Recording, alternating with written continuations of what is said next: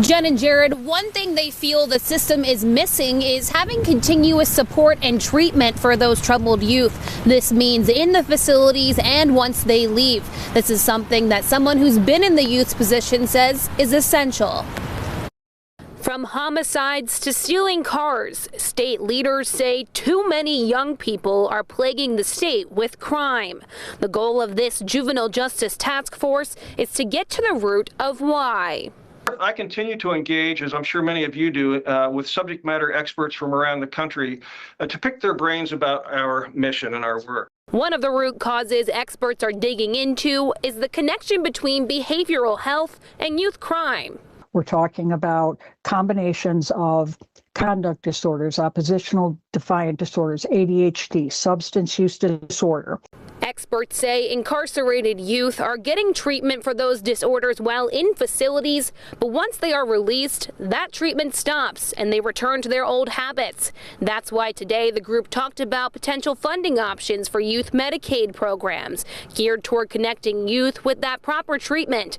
Derek Russell says this is exactly what these kids need.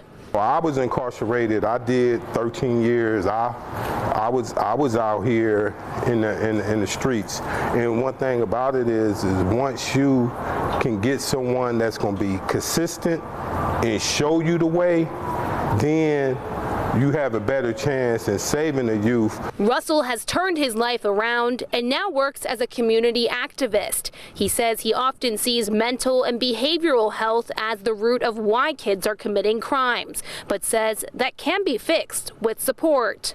When you just look at a kid as a lost cause, then that means you just like throwing everything away. Because we call it getting lost in the system.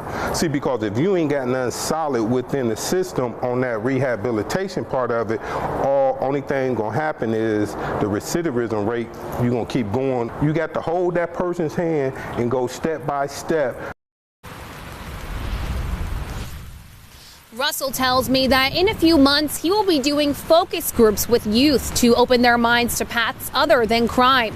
The next meeting for the Juvenile Justice Working Group is scheduled for next week. Local for you in Columbus, I'm Anna Hoffman, NBC4.